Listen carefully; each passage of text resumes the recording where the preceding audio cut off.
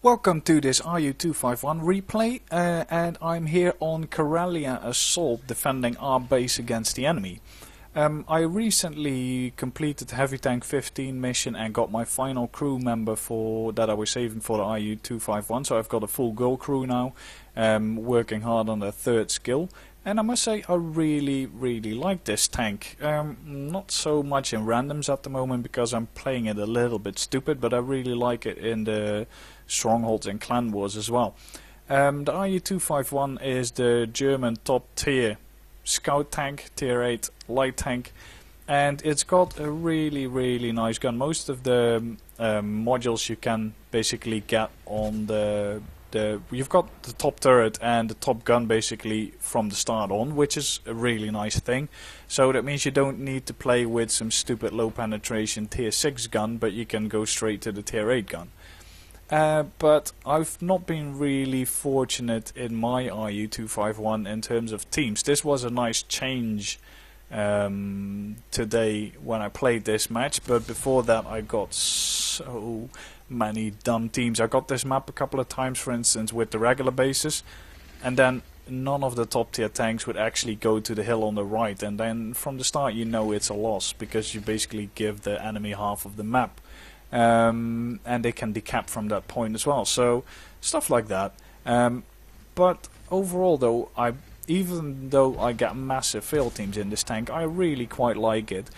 I had to get used, well, not really get used, but the shell velocity in the RU-251 is a bit slow, so you have to really work that. I do a bit of a stupid thing here where I try and poke the SP1C. I thought I would have gun depression there, but it turns out I didn't.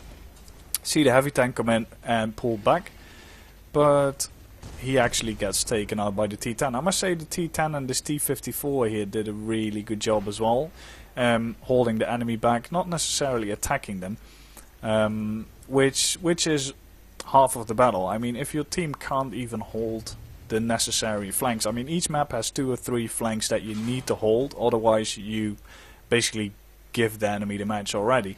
And our team did a really good job on this side at least to hold the flank. I did another stupid move and lost more health to the super Pershing, but yeah, that's I mean, I'm not playing it as the best, most skilled EU player ever either, at least not at the start of the match. But now that our tier 9s have finally decided to move up, it's time for me to push a little bit as well.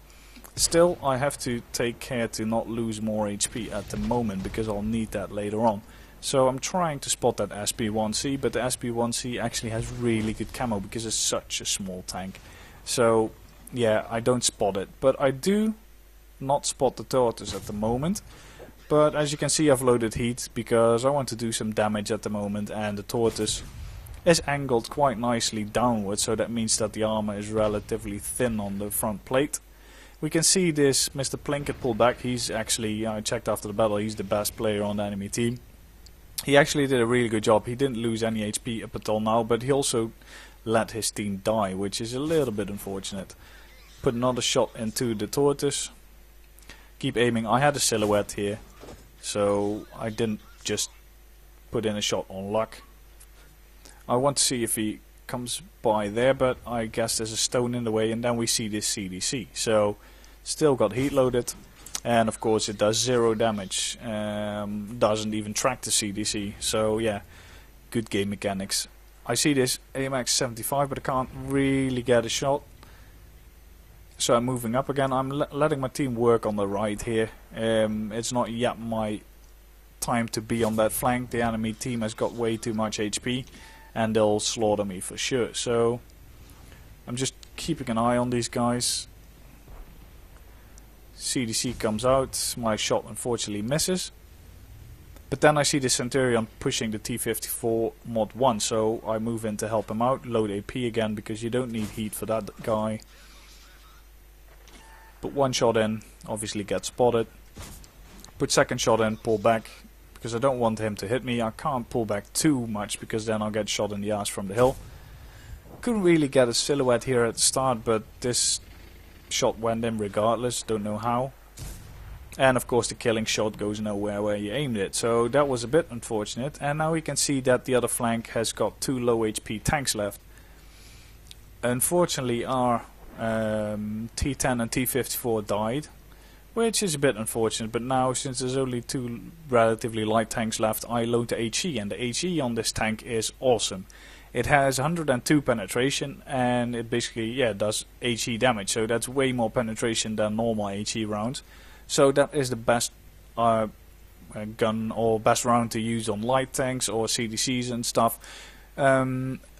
Be careful though, because if you come up against a 45% of tomato, your shot will only do 20 damage and not penetrate, obviously. But against these guys, it works fairly well. And that is just a joke we had, because we had a nice clan war yesterday, and there was this 49% T49, I think, and he had something like 50 HP, and I shot an HE round into him, and it only did 40 damage because tomato protection that's active in this game, always nice.